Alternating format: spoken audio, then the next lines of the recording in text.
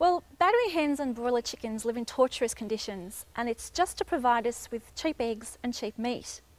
And with so many killed each year, very little value is placed on their lives.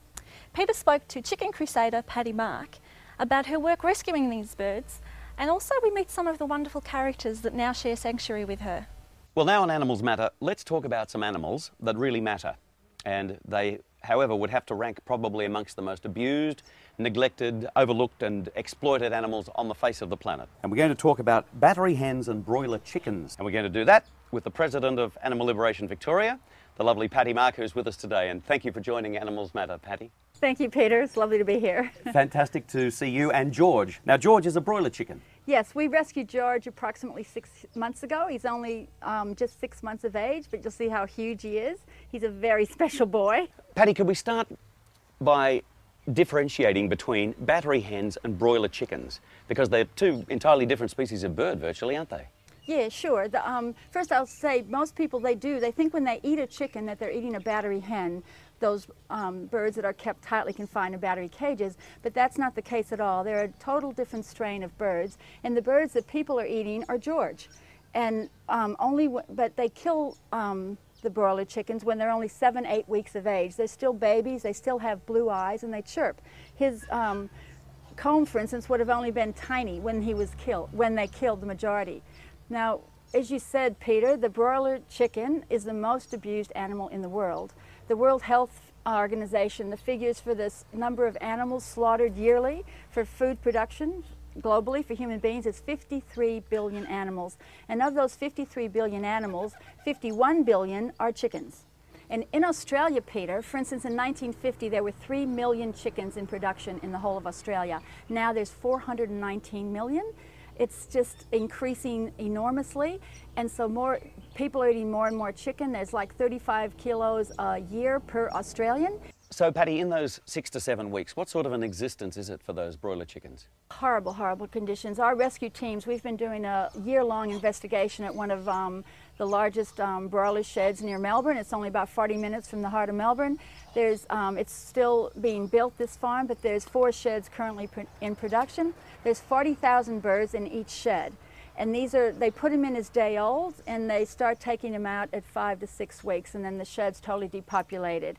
And in these sheds, there's 3 to 5% mortality rates in the sheds. So if you're looking at the national numbers of broiler chickens in Australia, which is 419 million, 5% mortality rate, that means almost 21 million chickens, baby birds really, die every year before they're even taken out for slaughter because of the conditions in the sheds.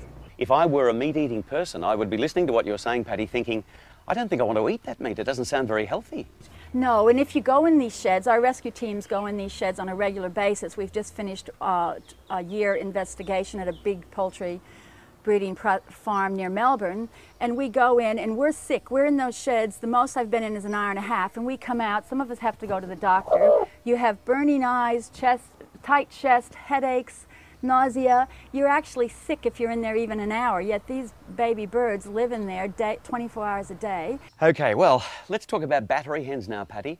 Battery hens, obviously from the one you're holding, are a very different size species altogether from George. Yes, Susie's a typical egg-laying hen. She's not a battery hen, but she's the type of hen that is in the battery cage, and she's actually the same age as George. She's only 7 months old as well, so she's still virtually adolescent. They start laying eggs when they're about 5 months of age, and with the battery cage industry, it's around that age that they're put in the battery cage, and then they're usually confined there for a year. About a year. That's their life. Their whole life. And by then their bones are so brittle and they're bruised and they suffer severe feather loss, and they're totally exhausted, and then they're sent off and they're slaughtered for stock cubes, pet food, chicken soup, things like that, because their bodies are so bruised that they wouldn't be able to sell them in a supermarket. Right, well, that's what happens to the girls in their lives. But tell us also, Patty, what happens to the boy chicks? Boys is really sad as well, because people don't realize 50% of all the eggs hatched are male. So in Australia, there's approximately 12 million laying hens, and so there's 12 million male chicks that have no use, in inverted commas, because the broiler industry is a totally different strain of bird. So So since the industry has no need for these little baby male chicks, they're all killed, usually a day old. And that's by either they're gassed, or the most common method being used now is called the macerator machine.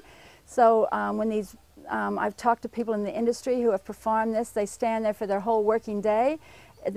It's like a table with a industrial blender, if you can imagine it, and they stand there, and down the conveyor belt comes tray after tray, 100 chicks per tray. They stand there and dump these baby birds into this industrial blender, and they're liquefied.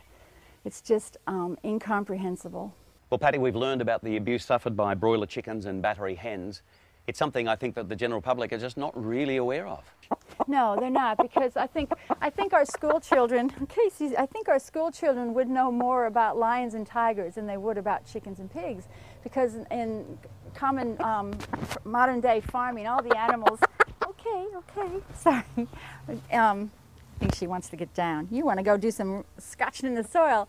In modern agriculture now, that we lock all these animals in these huge concrete windowless sheds, and it's just nobody even knows they're there. Well, I'm very pleased, Patty, that Animals Matter is a program that can give the kind of exposure to this issue that it needs to have, and thank you very much, not only for what you personally do, but for what everyone from Animal Liberation Victoria does. It's absolutely sensational for these beautiful and neglected animals. Thank you, Patty. Oh, thanks, Peter. Thank you. You know, Peter, until I shared my home, or should I say my garden, with some ex-battery hens, I had no idea what amazing little characters they were. Each one had her own little personality, and the most inquisitive, friendliest little girls you could ever meet. And they're beautiful things. How about that, George? What an unbelievable animal.